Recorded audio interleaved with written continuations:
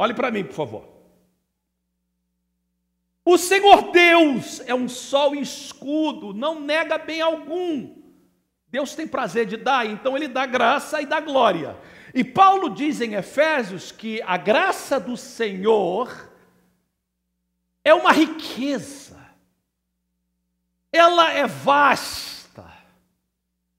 Ela é dada gratuitamente. E o que vem para nós nessa riqueza da graça? Paulo diz: Ele nos chamou, Ele nos elegeu, Ele nos predestinou antes da fundação do mundo. Gente, isso é graça.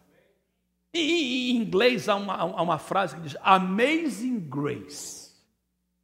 Graça admirável, graça estupenda, graça que eu não entendo. Deus, na sua riqueza, Ele olha para você e diz: eu te amei, eu te escolhi, você é meu, eu te amo. E você diz: mas eu não mereço. Ele diz: eu sei que você não merece, mas eu te amo de qualquer forma. Antes da fundação do mundo, Deus te escolheu. Antes da fundação do mundo, Ele disse: eu quero você para mim. Antes da fundação do mundo, Ele te colocou no colo, te deu um beijo e diz: você é meu. E não importa o que você faz, fez ou virá a fazer, a graça de Deus te alcança. A graça de Deus alcança aquele que está na igreja, quem está fora da igreja. A graça de Deus alcança aquele que está na prisão. A graça de Deus alcança a todas as pessoas. É tudo que a pessoa tem que dizer: eu quero, e Deus dá graça. Eu não entendo isso. Eu não entendo como Deus pode me amar, te amar. Como Deus pode amar uma pessoa que cometeu um delito. Como Deus pode amar uma pessoa que matou. Esses dias, a minha nora colocou no Facebook a respeito de uma mãe que matou seus 2 filhos. E ela, naquele momento, ela disse: como uma mulher pode fazer isso com seus 2 filhos? E ela falava como mãe, ela disse que essa mulher possa se queimar para sempre no inferno. E ela expressou o rancor dela. E depois ela disse: eu sei que eu expressei. Os hormônios estavam muito fortes naquele momento. Porque realmente, uma pessoa que mata seus 2 filhos merece o inferno. Mas Deus diz: não, se ela se arrepender, eu vou dar para ela o céu. Gente, isso é demais. Não importa a lama que uma pessoa se meteu, a graça de Deus nos alcança. É tão maravilhosa que a gente não entende, a gente até tem medo de falar em púlpito, porque alguém pode abusar da graça. Sabe o que a graça significa? Que Deus já perdoou todos os teus pecados, passado, presente e futuro. Não significa que você tenha já esse perdão, você tem que confessar. Mas se você confessa e pede, Ele diz: está perdoado. Isso é tremendo, irmão. Isso é graça. Vamos voltar no texto. Mas diz que, Salmo 84, o Senhor dá graça e glória. Então, verso 7 diz: em quem temos a redenção pelo seu sangue, a redenção dos nossos delitos, segundo as riquezas da sua graça. Capítulo 1, verso 15. Paulo diz: por isso, também eu tenho ouvido falar da fé que entre vós há no Senhor Jesus e do vosso amor para com todos os santos. Para aí, só. O que Paulo está falando? Diz assim: eu já sei que vocês são salvos. Eu ouvi falar de vocês. Paulo não começou essa igreja. Lá no livro de Atos diz claramente que Paulo chegou lá mais tarde, Apolo começou. E Paulo diz: eu ouvi falar da graça de vocês, da fé de vocês. E o meu desejo para vocês é que vocês tenham mais. Verso 16. Eu não cesso de dar graças por vós, lembrando-me de vós nas minhas orações. Paulo, o que você quer que Deus faça com eles? Para que o Deus de nosso Senhor Jesus Cristo, o Pai da glória, vos dê agora o espírito de sabedoria e de revelação no pleno conhecimento dele. Verso 18, sendo iluminados os vossos, do vosso coração, para que saibais qual seja a esperança da sua vocação e quais as riquezas da glória da sua herança dos santos. Presta atenção, queridos. O Senhor Deus dá graça e glória. Paulo diz, existem as riquezas de graça, mas também há as riquezas de glória. E o que Paulo está dizendo é o seguinte: eu não quero que vocês parem na graça, eu não quero que vocês só usufruem da graça, a graça é maravilhosa, mas Deus tem mais.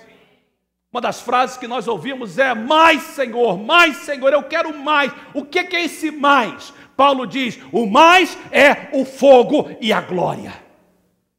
Paulo diz, não só você quer a riqueza da graça que te dá perdão, mas olha a riqueza da glória. Ele diz assim, tendo o espírito de sabedoria e de revelação, entendendo a esperança do seu chamado. A riqueza da glória é um passo a mais. A riqueza da glória, usando a figura do tabernáculo que nós lemos em Êxodo e em Levítico, ou no templo de Deus, não é só entrar no átrio. Quando você entrou no átrio, você recebeu o perdão. Quando você entrou no átrio, você recebeu a aceitação. Mas você diz, no átrio eu não fico, tem mais. Existe um santo dos santos, eu quero entrar na presença de Deus. Eu quero ir aonde só o sacerdote pode ir. Eu quero ir aonde Moisés ia. Eu quero ver Deus falando comigo lá da arca. Eu quero aonde Deus está, eu quero estar. Eu quero entrar no santuário, no santo dos santos. E se você ler o livro de Êxodo, você vai entender que Deus não queria que eles só entrassem no átrio, Deus queria que eles entrassem na sua presença.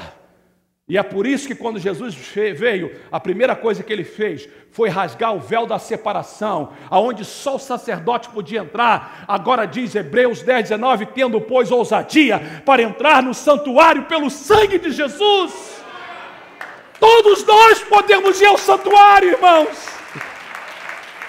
Todos nós podemos chegar lá aonde a arca está e ouvir Deus falar conosco. Isso não é um privilégio do pastor, isso não é um privilégio de um grupo, isso é para toda a igreja. Paulo diz, isso é a riqueza da glória. Vai um pouco mais à frente o livro de Hebreus. Hebreus capítulo 6. A autora de Hebreus escreve o seguinte, verso 1. Ela diz assim, pelo que deixando os rudimentos da doutrina de Cristo. O rudimento da doutrina de Cristo são as riquezas de graça. Boa, mas é rudimento. Prossigamos, vá em frente até a perfeição. Ou seja, vá aonde Deus está. Perfeição é só Deus, tá, irmãos? Corra à perfeição. Vá ao santuário, não lançando de novo o fundamento de arrependimento de obras mortas, fé em Deus, ensino sobre batismo, imposição de mãos, ressurreição dos mortos e juízo eterno. Isso é riqueza de graça. Isso faremos se Deus o permitir. E aí ela fala alguma terrível, ela diz assim, impossível. E os que uma vez foram iluminados, provaram o dom celestial, se fizeram participantes do Espírito Santo, provaram a boa palavra de Deus e os poderes do mundo vindouro e depois caíram, seja outra vez renovados para arrependimento. Ou seja, quem experimentou essa glória e graça de Deus tem uma responsabilidade tremenda, visto que enquanto eles estão crucificando de novo o Filho de Deus e expondo ao vitupério. Verso 7, pois a terra, quem bebe a chuva que cai muitas vezes sobre ela e produz erva proveitosa para aqueles por quem é lavrada, recebe a bênção da parte de Deus. Se produz espinhos e abrolhos, é rejeitada, e perto está da maldição, seu fim é ser queimada. Olha o verso 9. Mas de vós, ó amados, esperamos coisas